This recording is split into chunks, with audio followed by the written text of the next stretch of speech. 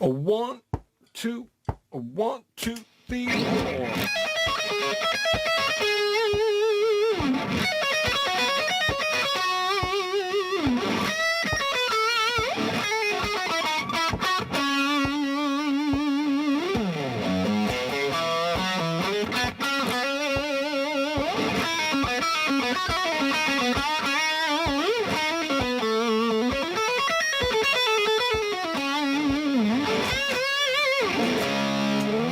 John, hello. Welcome to the school.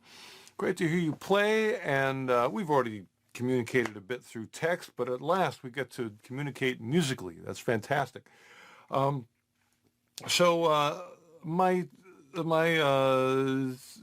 instinct for how to get started is to actually get into some improvisation. You worked out an amazing version of the Dream Theater tune. I'm not familiar with their catalog as I should be, so I didn't know the song, and that's going to be some complicated music. So from what I can tell, you were locked into it. But if you want to, what I did is I listened to the tempo and the groove that you were working with, and I thought it might be cool to take that tempo and groove and to explore the possibilities of what we could do with that.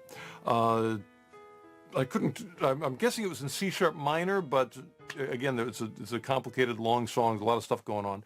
And we're really flexible. We can pick any key or groove we want.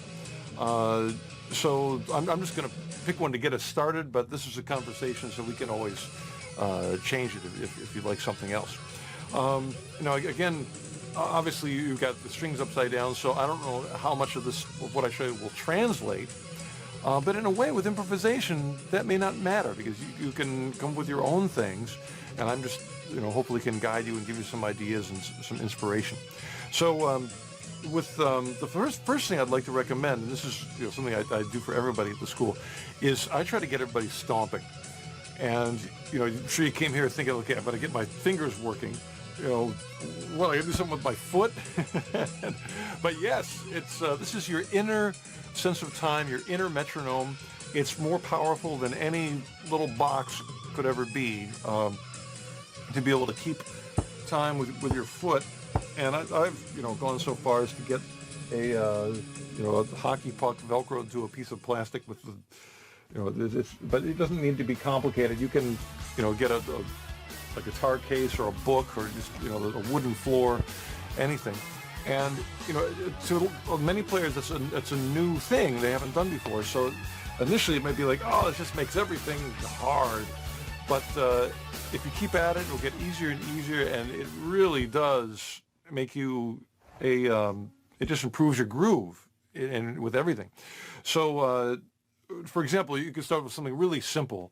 I've got one of the early lessons, that goes something as simple as this, like 1, 2, 3, 4. I don't know if my tempo was good there. 1, 2, 3, 4.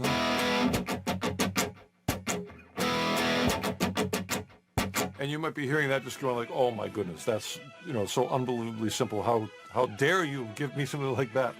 But, again, our goal here is to work in the stomp and to get that being something that's groovy. And if it's too simple, all you have to do is add more syncopation to it. Syncopation is where you're sort of playing in between the beats. So AC/DC is great for that. If you things like what would be a good one, like 1, 2, 3, 4.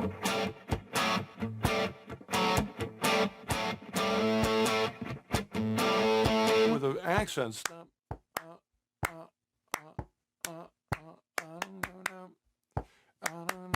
You can see the two rhythms work together, but they're not the same. You're not stomping.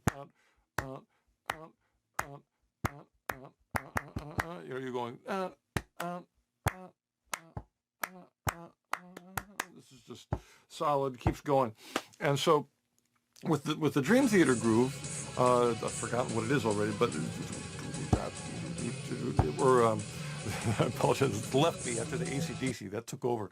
But whatever it is, you can stomp to it and then improvise. So if you go, let's see, I think it was I was doing 16th though, so.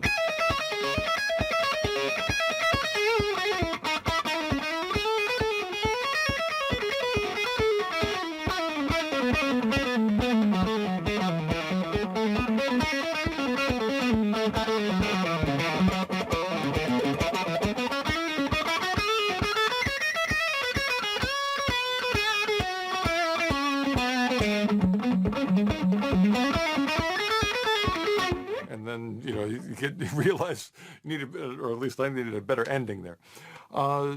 So I think we're going to make great discoveries by finding a groove. That's step one. Stomping to it, and then improvising over it in whatever, harmonic changes if we want any, or just in a static key. And so, we can do the Dream Theater one, but I'm going to let you choose. I mean, if you don't want to think about one, you can just do the one I started with, the C-sharp minor, and whatever groove that was. But I'm going to sort of leave it to you to experiment with it. And I mean, let me give you some other examples so you can tell what I'm talking about. One that I used to play with all the time when I used to warm up for Mr. Big shows was a Mr. Big song called Rock and Roll Over. It was in G, and I would just kind of stomp along and play a little bit of rhythm, and then I'd play an answer with the solos. It'd be like 1, 2, and 3, and 4.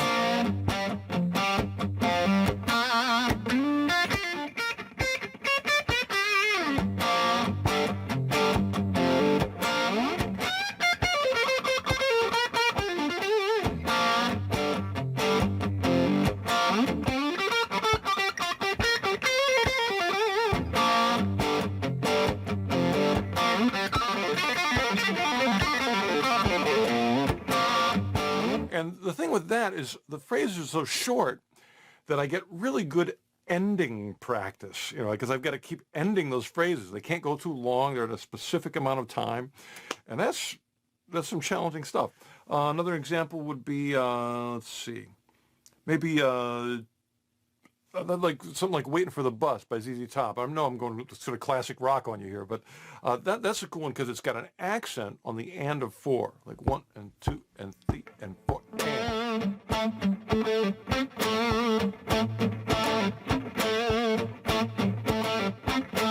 And that with my solo, if I can lock up with that emphasized and of 4 beat, like 1 and 2 and 3 and 4.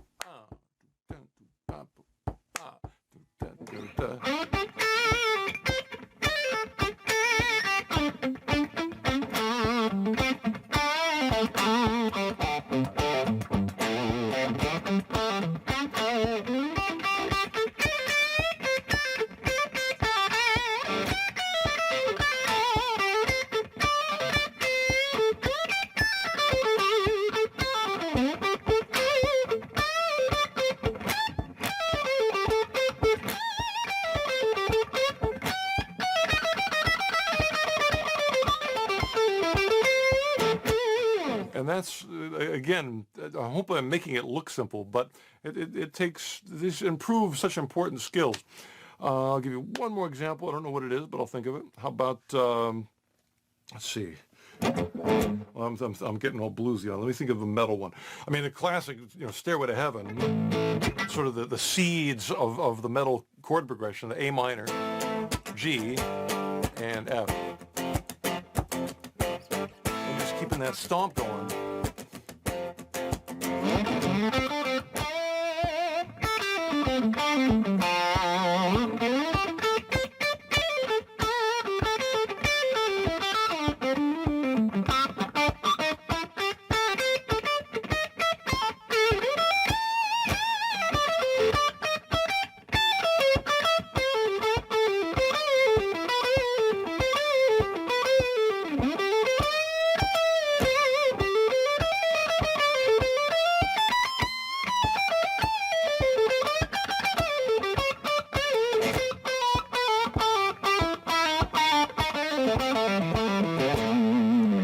So this will improve endings, sense of time, building rhythmic phrases, and it just expands the musical world so much, beyond just notes up and down.